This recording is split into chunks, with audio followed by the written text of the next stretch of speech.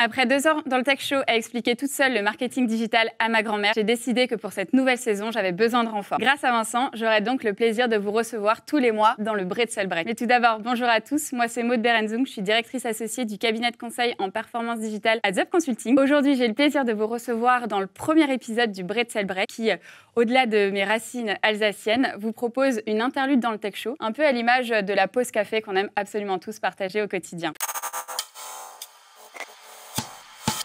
Pour mon premier invité, j'ai le plaisir de recevoir Jérémy Lacoste de meilleurtaux.com. Merci Jérémy d'être venu dans ce premier épisode du Tech Show. Comment tu vas ? Ça va super, merci Maud, merci pour l'invitation. Jérémy, ma première question, ça serait toi, d'où tu viens ? Alors moi je viens de Lyon et puis voilà, j'ai migré il y a une dizaine d'années à Paris. Un provincial qui migre comme beaucoup d'entre nous, n'est-ce pas ? Et est-ce que tu peux te présenter en une phrase aux spectateurs du Tech Show ? Je suis Jérémy, je suis un papa heureux, hyperactif et passionné. C'est-à-dire je suis toujours sur 1000 choses en même temps, que ce soit pro ou perso. Voilà, j'ai beaucoup de passion, j'aime bien creuser des sujets, j'ai des sujets voilà, un peu exotiques. Une année, je m'intéressais au sport de combat, une autre année, je m'intéressais à la Révolution française. Voilà, j'aime bien trouver des sujets un peu niches comme ça et pendant X mois, je vais être un peu monomaniaque et je vais essayer de tout défricher. Avant l'émission, je t'ai demandé de nous faire parvenir 2 vérités et un mensonge. Vous connaissez tous ce jeu. Donc du coup, tu nous as dit que tu étais à l'école avec Benzema, que tu as fait un doctorat sur le catch et que tu es passionné de tricot. 2 vérités, un mensonge. Est-ce que ce serait passionné de tricot que tu n'es pas ? C'est ça, tout à fait. Tu es passionné de tricot, tu étais donc à l'école avec Benzema, vu que tu es lyonnais. Exactement. C'est ça. Je t'ai aussi posé la question, qu'est-ce que c'est l'emoji que tu utilises le plus dans ta vie perso ? Il y en a 2 que j'aime bien utiliser. Il y a l'emoji gros bras ou biceps, je sais pas quoi. Ouais, la force. Voilà, j'aime bien, c'est devenu un running gag. Et l'emoji drapeau français. Je suis très porté sur les sujets de souveraineté numérique, etc. J'aime bien travailler avec des boîtes françaises, etc., notamment dans la tech. Bientôt, nous, on a une boîte tech française. Et du coup, au contraire, au boulot, qu'est-ce que serait l'emoji que tu utilises le plus ? Pareil, biceps. Très biceps. Dans mon équipe, je suis connu pour l'emoji biceps, pour donner de la force à l'équipe. Ouais. Ok, et écoute, ça nous permet... Alors, je sais pas s'il y aura des biceps dans ta playlist, mais un petit peu à l'image de quotidien, on t'a demandé de nous faire parvenir ta chanson en boucle, la chanson un peu kitsch, que soit t'assumes, soit t'assumes pas trop. Tu nous as dit que c'était ça. C'est la BO de Gris, c'est ça, de Gris 2. Et ta chanson Motivation, du coup. Bon, je pense qu'il y aura des points communs avec les autres invités, clairement, parce que là, c'est... Un classique. C'est un classique indémodable. Et si tu gagnais au loto demain ? Ce serait quoi ton premier achat ? Je pense que j'en aurais 2. En ce moment, moi, je suis très orienté cause animale. Je pense honnêtement, je ferais quelque chose pour les animaux, soit une grande maison pour accueillir des chats ou ce genre de choses. Je peux te rejoindre et ouvrir l'aile chien, si tu veux. Ouais, ou chien, voilà. Ça, ou alors tout simplement un truc un peu égoïste, mais voilà, une maison en Italie pour vivre la Dolce Vita, tout simplement. Et si du coup, on transposait cet exercice au boulot, dans quoi tu l'investirais en premier ? Est-ce que ce serait de la R&D, le budget acquise, parce que je sais que tu es officiel de l'acquisition aussi chez Meilleurtaux. Alors peut-être les locaux. Blague à part, effectivement, moi, l'acquisition de l'art de la guerre, c'est les budgets. Donc plus on a de budget, plus on peut faire des choses intéressantes. Alors c'est pas tant des budgets médias, mais même des budgets pour les outils, etc. Donc aussi la partie outils. Donc on aime bien tout ce qui est automatisation, tout ce qui facilite le travail au quotidien. Donc je pense que voilà, ce serait de se staffer, de se muscler un peu sur la partie logicielle. D'ailleurs, tu nous as pas exactement expliqué qu'est-ce que tu fais chez meilleurtaux.com. J'ai rejoint Meilleurtaux il y a 2 ans et demi pour prendre la direction de la partie acquisition, web analyse et CRM. Donc c'est-à-dire que mon job, grosso modo, et celui de l'équipe, c'est de générer le plus de formulaires possible sur l'ensemble de nos métiers. Aujourd'hui, Meilleurtaux, on est une marketplace de produits et services financiers. On est très connu sur la partie crédit immobilier, mais aujourd'hui, on opère sur tout type d'assurance, sur du placement, sur de la banque, sur un comparateur d'énergie. Le but, c'est de générer le plus de formulaires, afin que ces formulaires ensuite soient traités par des agences ou par des plateformes téléphoniques et qu'on en fasse des clients. Et tu dirais qu'aujourd'hui, pour les trouver, ces clients, c'est quoi le levier d'acquisition le plus générateur ? Nous, historiquement, on s'est construit sur la marque. C'est-à-dire que Meilleurtaux, c'est une idée de génie de la part du fondateur. Ça reste dans la tête, etc. Donc ça, il y a vraiment une autorité et on fait des sondages, on suit un peu le taux de mémorisation, on sait qu'on est très connu. Donc ça, c'est un vrai driver. Le deuxième driver, c'est que la marque s'est construite historiquement sur un SEO fort, c'est-à-dire sur des visites organiques. Donc on a une équipe SEO qui est très bien fournie, on a 6-7 personnes à temps plein. Et moi, côté acquisition, ce qui fonctionne, c'est l'équivalent des achats de mots-clés sur Google, où on essaie d'être top position sur l'ensemble de nos métiers. Et donc c'est là où vraiment on arrive à avoir les meilleures rentabilités sur l'ensemble de nos actifs. Donc là, on évoque le SEO, le SIA, et s'il y avait un levier d'acquisition que tu devrais approfondir cette année ? Alors je ne sais pas si c'est un levier d'acquisition, mais moi c'est le parrainage. C'est-à-dire que c'est quelque chose, il y a peu de marques qui l'ont vraiment craqué, donc on a tous en tête Boursorama, effectivement, qui sont numéro 1 là-dessus, et je crois que c'est un tiers de leur flux, donc c'est énorme. Moi j'ai le sentiment que le parrainage, c'est vraiment un canal qui est à la fois sous-exploité. Les marques le font un peu, mais en mode porte-clés, c'est-à-dire qu'on lance un programme parrainage parce qu'il en faut un, mais on ne le creuse pas vraiment. Et derrière le parrainage, c'est bien parce qu'en fait, on rémunère des clients. J'allais dire, est-ce que tu rémunérerais du coup Moi, je préfère rémunérer mes clients que Google, si j'avais le choix. Parce que si un client qui m'amène à un autre client, du coup, on est gagnant, Meilleurtaux gagnant, le client qui va arriver va être gagnant parce qu'on va lui faire économiser de l'argent, et le client parrain, pareil, va être gagnant parce qu'il va gagner une rémunération. Donc c'est vraiment un win-win à 3 bandes. Et donc je trouve ça top parce que l'objectif, c'est de faire de nos clients des ambassadeurs trader. Donc voilà, moi, ce serait vraiment ce levier que j'aimerais creuser. Si tu devais décrire un petit peu ce que c'est travailler chez meilleurtaux.com, on a tous un mood un petit peu au bureau qui drive nos actions au quotidien.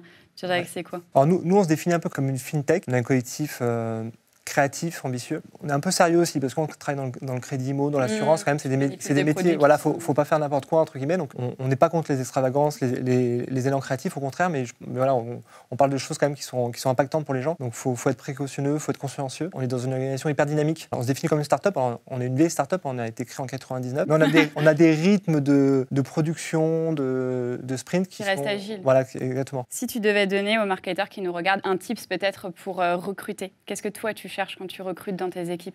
Ouais, alors moi je suis pas très bon, j'ai l'impression, en recrutement, pour être honnête. Moi, ce que j'aime bien faire, c'est des mises en situation. Des fois j'ai des coups de cœur pour des candidats et puis ça ne fit pas professionnellement ou inversement. Ce que je fais maintenant, c'est que tout de suite, je mets des tests empiriques pour challenger un peu l'approche et voir un peu ce que ça peut fitter avec le candidat. On a évoqué un petit peu cette partie équipe. Est-ce que toi, tu as des rituels? Moi, j'ai des délits avec l'ensemble de l'équipe tous les matins. Et surtout, tous les midis, on mange ensemble. Donc ça, c'est la tradition. Nous, on va au restaurant. On est l'équipe restaurant. Ah ouais, donc super soudé. C'est génial de prendre le temps, en fait. Petit côté communautaire, presque. Voilà. Si je te dis agenda papier ou Google Agenda? Google Agenda, clairement. Ouais. Préparer ou improviser? Moi, j'aime bien improviser, ouais. Si je te dis to-do list or not to-do? Paradoxalement, to-do list, quand même. Instagram ou LinkedIn? Non, LinkedIn, ouais. Se dépasser ou dépasser les autres? Non, dépasser les autres, ouais. Du coup, en parlant des autres, tu dirais que Meilleur Taux a 5 ans sur le marché. Tu l'imagines comment, l'entreprise?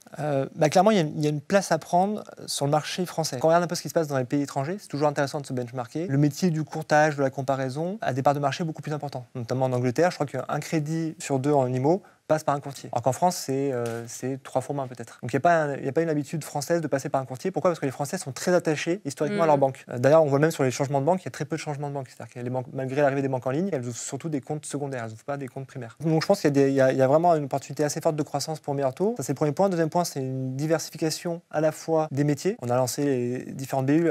Dans un mois, on va lancer un métier autour de comparaison de box et mobile. On va lancer une application pour les apporteurs d'affaires, notamment travailler avec des agents immobiliers qui ont besoin de closer les deals. Et surtout, je pense qu'il va y avoir une expansion européenne. Là, par exemple, on a racheté une boîte en Belgique. Première fois qu'on met un pas en Europe. Et l'ambition du groupe, c'est effectivement de s'étendre et connaître une success story à la Doctolib ou autre, par exemple. Qu'on se souhaite tous. C'est ça, exactement.